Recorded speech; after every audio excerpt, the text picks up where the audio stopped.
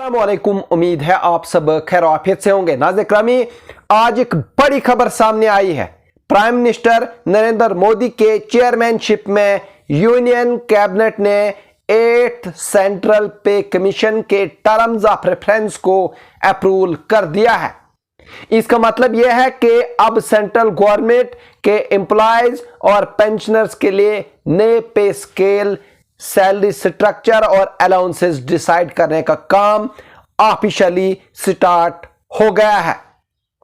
अब सवाल यह है कि क्या है 8th पे कमीशन। कहीं ना कहीं एक बहुत बड़ा सवाल है।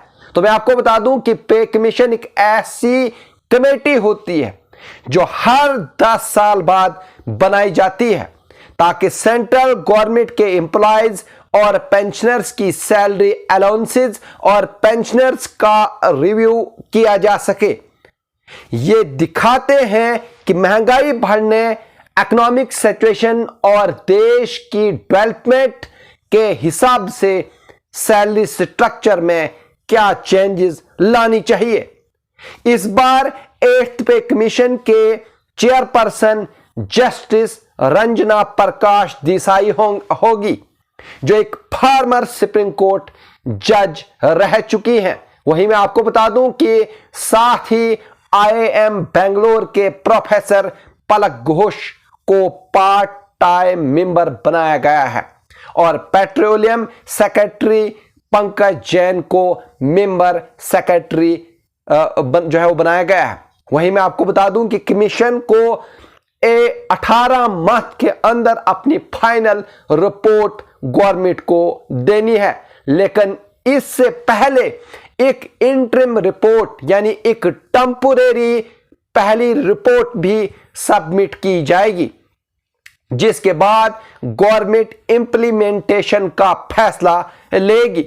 नाज़रीन, मैं आपको बता दूं कि अब सवाल यह है कि 8th पे कमीशन कब से लागू होगा। तो मैं आपको बता दूं कि information and broadcasting minister Ashwini Vaishnaw ने कहा है कि इंप्लीमेंटेशन की एग्जैक्ट डेट अभी डिसाइड नहीं हुई, लेकिन मोस्ट लाइकली 1 जनवरी 2026 से ये रिकमेंडेशंस लागू हो जाएंगी।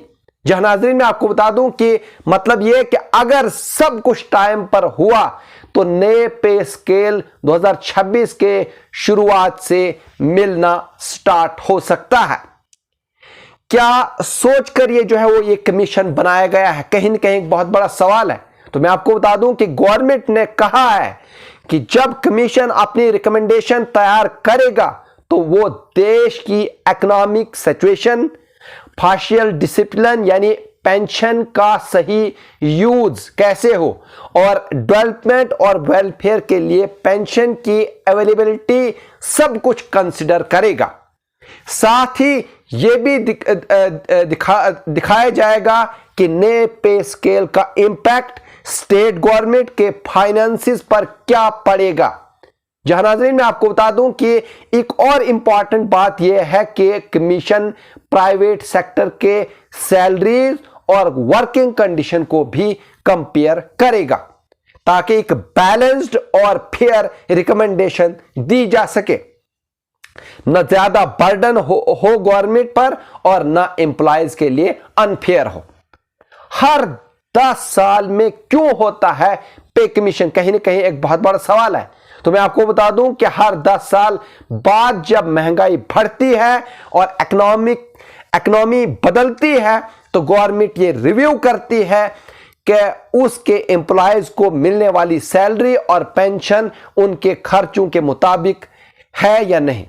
वहीं 7th पे कमीशन की रिकमेंडेशन 2016 से लागू हुई है, इसलिए 8th पे कमीशन को 2026 के शुरुआती दौर में जो है वो लागू करने का प्लानिंग जो है वो बनाई जा रही है। या नाज़रीन, अगर आप इस तरह के और भी न्यूज़ देखना चाहते हैं तो आप हमारे चैनल को सब्सक्राइब कर सकते हैं, लाइक कर सकते हैं और शेयर कर सकते हैं। मुझे दीजिए इजाज़त। शुक्रिया।